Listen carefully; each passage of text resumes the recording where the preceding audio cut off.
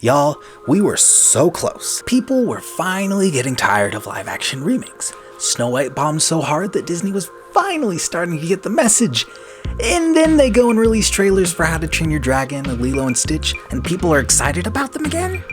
You can't keep getting away with this! And to top it all off, it was just revealed that Captain Gantu, the main antagonist from the original, isn't going to be in the live action Lilo and Stitch. What? This is outrageous. It's unfair.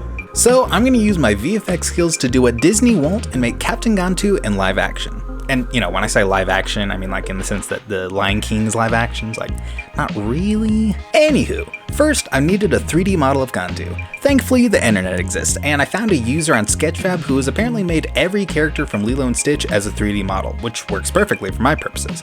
Thank you for your service, Stitch Game and Working. The model was good, but the materials needed a bit of work to look realistic, so I went through and replaced the materials with PBR textures. Once I had the materials looking good, I rigged him using Auto Rig Pro. Now this is a paid plugin, but it makes rigging so much faster. Now that I had my Gantu model ready to go, I started thinking about what I wanted the scene to be like. Since, unfortunately, my voice sounds nothing like Kevin Michael Richardson's, I decided to use a clip from the original and animate to that. I went with this scene from Leroy and Stitch, where he and Dr. Hamster Wheel are talking about rhetorical questions. Don't you know what a rhetorical question is? Yes, sir. I believe it's a... No, that was a rhetorical question too! Now luckily for me, Stitch Game and Working also made a model of Hamster Wheel. I gave him some fur with Blender's hair system and rigged him the same way I did with Gantu. Now I have my characters ready, but I needed an environment for him to be in. So once again, I went to Sketchfab and found this really cool sci-fi hanger by Karim Kavalki. I hope I pronounced that right. It's awesome that so many people are willing to make their work available for others to use, so that people like me can take all these different pieces and make something new from it. At this point, I did just that and started putting all these assets together and setting up my camera and lighting. Now I was ready to start animating.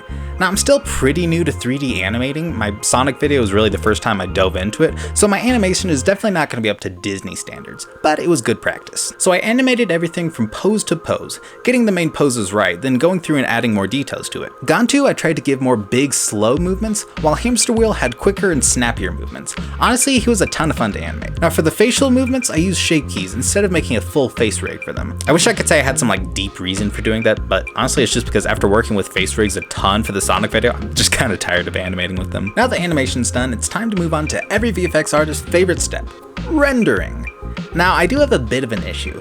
Gantu and the environment I've set up so that they look best in Eevee, but Hamster Wheel is covered in fur, which Eevee is quite bad at rendering. So I hid him and rendered everything in Eevee. Then once that was finished, I hid everything except him and rendered him in cycles. So most of the scene rendered in about an hour and a half, except for this little guy, who took 9 hours to render. He really is an evil hamster.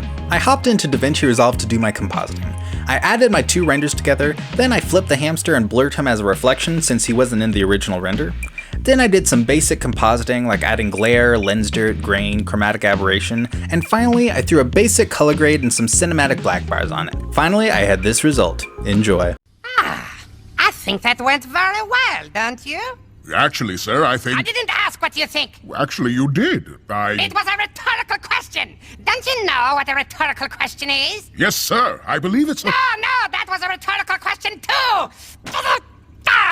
Honestly, that was fun to make. I don't know if it's like movie level quality, but for something I made in a day, I'm pretty happy with it.